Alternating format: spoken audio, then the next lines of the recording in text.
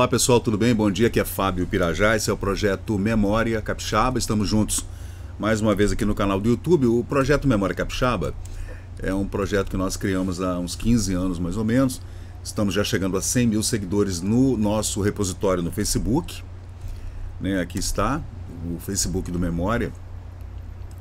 Gente, olha que bacana, 97.288 participantes desse grupo. É gente do Brasil, do mundo, capixabas, né, que moram aqui no Espírito Santo e ausentes também, né, que a gente congrega aqui no grupo Memória Capixaba, que foi o primeiro grupo de história do Espírito Santo criado no Facebook. E a gente tem muito orgulho, né, de tocar esse projeto. Nós começamos ele há 13 anos atrás, mas já angariando material há muito tempo, né, muitos anos, né.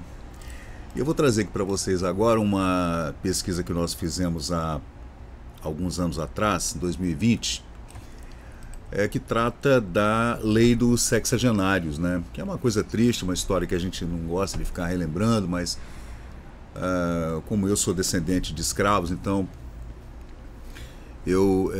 a gente de vez em quando tem que bater nessa tecla, né? A lei, gente, é a lei de 28 de setembro de 1885, é a lei Saraiva-Cotegipe, lei dos sexagenários, que libertava os escravos com mais de 60 anos de idade, né? A lei também regulou diversos aspectos relativos à alforria de cativos, né? Bem como determinou uma nova matrícula e novas regulamentações para o Fundo de Emancipação, acrescentando algumas determinações como a lei do ventre livre, que é anterior à lei dos sexagenários de 1871. Essa lei, a lei Eusébio de Queiroz, de 1850, a lei do ventre livre, de 1871, e a lei dos sexagenários, de 1885, que são leis do Segundo Império, né, da Dom Pedro II e Princesa Isabel, que culminaram, né, com a abolição em 1888, graças a Deus, né? E o Brasil foi um dos últimos países a libertar os seus cativos, né? Uma história muito triste. E eu fiz aqui, gente, uma pesquisa no Espírito Santo, né? Trazendo inclusive uma coisa muito curiosa, que é a relação de nomes de escravos, né? De cativos, vamos chamar de cativos, né? Escravo me dá uma... eu não gosto. Mas apesar da gente saber que a escravidão sempre foi uma coisa permanente na história da humanidade, né? Isso não acabou, ainda não acabou. Escravos na antiguidade, na Grécia antiga, na Roma antiga, existiam rainhas escravas, reis escravos, né? Generais escravos, né? A gente vê o que aconteceu nas guerras púnicas, por exemplo, com Cartago, que generais foram feitos escravos e condenados, sempre foi assim. E isso não quer dizer que eram africanos, né? Não. Existiam escravos mouros, escravos africanos do norte da África, escravos no Mediterrâneo, no Oriente Médio, escravos de todas as etnias, gente. Isso sempre foi assim. Inclusive na Escandinávia também, na Inglaterra antiga, né? Na época do imperador Adriano, havia escravo de todo jeito. É que nós hoje temos essa noção de que escravidão é somente escravidão de povos africanos, mas isso não é verdade. Sempre houve escravidão na história inteira da humanidade, especialmente na Grécia Antiga, né, e suas cidades-estado, onde haviam guerras intermináveis durante 500 anos aproximadamente, e depois a mistura que houve entre o Império Romano, o surgimento do Império Romano e da cultura clássica grega, né? A gente pode citar o Homero, por exemplo, e falar da Odisseia e falar dos livros da antiguidade que tratam desses assuntos, né? Até trazendo Rômulo e Remo como descendentes da Guerra de Troia e tal, mas isso é outro assunto. De qualquer jeito, a escravidão sempre permeou a história da humanidade, e a gente tem que deixar isso bem claro na nossa cabeça. A escravidão não é só a escravidão de povos africanos. A escravidão no mundo inteiro sempre houve escravidão, inclusive no Oriente também, né? Na China, no Japão, O Japão era o grande império, os mongóis também, na China e tudo, sempre houve escravidão. A gente não vê escravidão na história da Índia, né? A história da Índia realmente é diferente. Mas voltando aqui ao Brasil, e a gente tem essa história muito bem detalhada a partir do século XVII, né? Logo 100 ou 150 anos depois do advento do descobrimento, né? Que começou essa migração, digamos, né? De povos africanos cativos para o Brasil e para os Estados Unidos também, né? Agora, tratando da lei dos sexagenários no Espírito Santo, a lei de 1885, 28 de setembro, a gente fala aqui que escravos entre 60 e 65 anos estarão libertos e isentos de prestações de serviços a partir desta data. Essa é a lei, gente. Eu vim vendo aqui, inclusive, as matrículas, os arrolamentos, né? Tudo que foi feito no Espírito Santo por conta dessa lei federal, né? Federal não era federal, era império, uma lei imperial, desculpem. Alfredo José de Lima, despachante-geral da alfândega desta província, do Espírito Santo, mediante módica retribuição, encarrega-se da matrícula de arrolamento de escravos em conformidade com a Lei 3.270, de 28 de setembro de 1885, que regula a extinção gradual do elemento servil. Aquelas pessoas que o queiram honrar com sua confiança, não podendo virem a esta capital, podem enviar-lhes procuração e documentos que justifiquem o domínio dos seus escravos, né? A pessoa tinha que comprovar como sejam a relação apresentada à matrícula em virtude da lei de 28 de setembro de 1871. Essa lei é a lei do ventre livre. Escrituras de compras de homens e mulheres, né, cativos. Formal de partilhas, quando havia partilha você dividia também os escravos, que eram ditos bens da família, né? E caso tais documentos não possuam, devem determinar por quem foi matriculado o escravo em virtude da referida lei, a fim de poder-se, perante a estação competente, solicitar-se a precisa certidão. A certidão de propriedade, né, do proprietário. E triste essa história, né? Muito triste. Me incomoda falar sobre esse assunto, mas é a história do Brasil e a gente tem que tocar, né, adiante.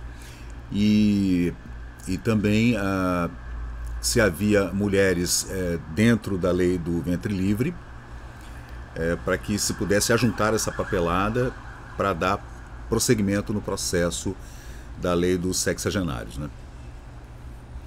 Aí segue aqui, pode ser procurado esse agente, né, da alfândega, Alfredo José de Lima, nos dias úteis no edifício da alfândega, que ficava aqui na Praça 8 de Setembro, na Praça do Relógio, durante as horas de expediente, e na casa de sua residência, na rua do Conselheiro Costa Pereira, número 6, em Vitória.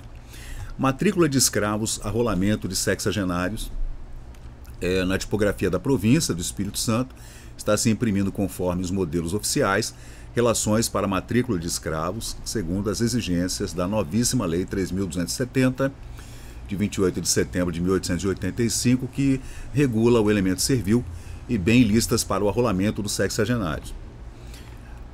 Aceita-se desde já encomendas, fazendo-se considerável abatimento, sendo grande o pedido. Então eles estavam, a tipografia do Estado, da província do Espírito Santo, estava emitindo esses formulários, né? Como era tipo uma casa da moeda, digamos, né? Tinha que sair com printado dentro da tipografia oficial da província do Espírito Santo, né? Para que não houvesse também falsificações, né? Sempre houve, gente. Desde a antiguidade que se falsifica tudo, né? Para que você pudesse colocar. Aí tem a dificuldade também do senhor de escravo lá, ou do feitor, ou do, sei lá, do capitão do mato. Gente, são nomes que a gente traz de volta, mas é triste a história, né? De fazer esse arrolamento, né, do contador, do guarda-livros, né? Porque tanto quanto as suas plantações, suas residências, casas, carroças, e engenhos e alambiques, os escravos também eram colocados assim como propriedade, né? Aí continua aqui. Pela inspetoria desta alfândega se faz público da conformidade do regulamento de 14 de novembro, ainda em 1885, que a nova matrícula de escravos menores de 60 anos, aí veja o problema.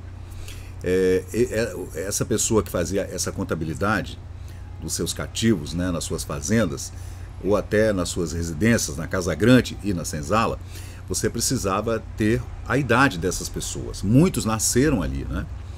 Você vê que em 1885 já havia essa escravidão no Brasil há 200 anos.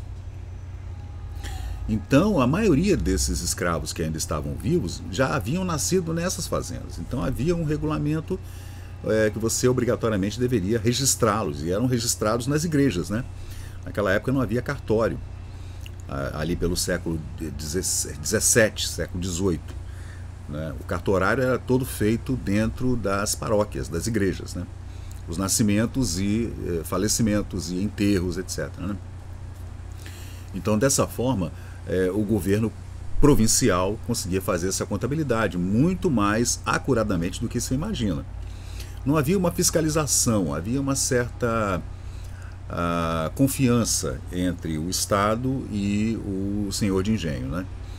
Que era que os engenhos eram os locais onde havia mais cativos trabalhando, né? Para extração da cana, do café, para fazer a cachaça, etc. Então havia essa. É claro que havia também muita corrupção, né, nessa época. Com certeza havia muita corrupção. O cara dizia que tinha 100 escravos, mas tinha 500. Então, isso aí somente com uma fiscalização que naquela época era incipiente, muito difícil de fazer. Mas, de qualquer jeito, o cara tinha também que, além de preencher essa ficha que saía da tipografia do Estado, dizendo quantos escravos havia com mais de 60 anos, também tinha que dizer aqueles com menos de 60, que continuariam, né, nos seus serviços nas fazendas e nas casas, né? Lembrando que essa lei é de 1885 e logo depois, em 88, houve a Lei Áurea que extinguiu definitivamente a escravidão no Brasil, né? Aí continua aqui, arrolamento especial de 60 anos em diante, que era uma raridade, tá? Era uma raridade.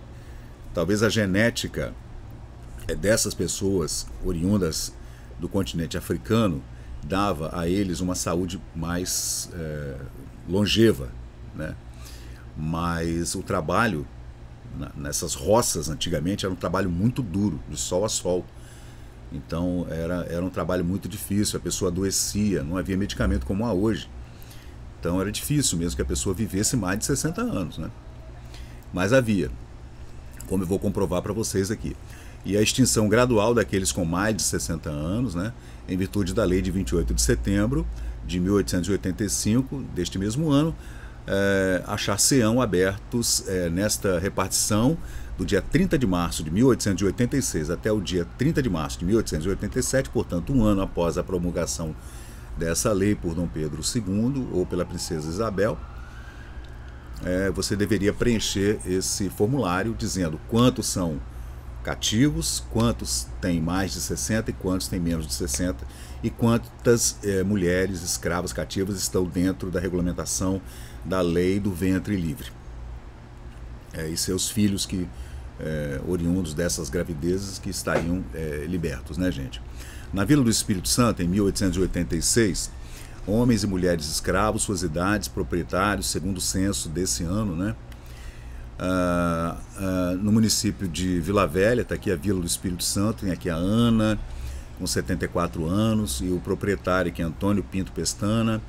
Aí tem o nome dos proprietários de escravos, né, gente, que todo mundo tinha escravo, infelizmente, inclusive homens e mulheres negros também, e mulatos também possuíam escravos, né? É uma história triste, né? Eu não gosto muito de tratar desse assunto, que ele é muito polêmico, mas vamos lá. Na Vila do Espírito Santo tem todos esses aqui, inclusive o Nazário, né, com 104 anos de idade, pertencente ao senhor Antônio Pinto Pestana, todos com aproximadamente 70. Tem aqui a Ana, de 84 anos, de José Pinto Coutinho Rangel, isso em Vila Velha, né? Aqui em Carapina 3 apenas, né?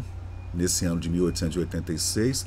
Manuel com 66 anos, o outro Manuel com 72 anos e a Rosa com 69 anos aqui, o nome dos seus proprietários. Em Cariacica, todos esses aqui, gente, porque Cariacica, tá vendo a quantidade? Porque Cariacica tinha muita fazenda, né?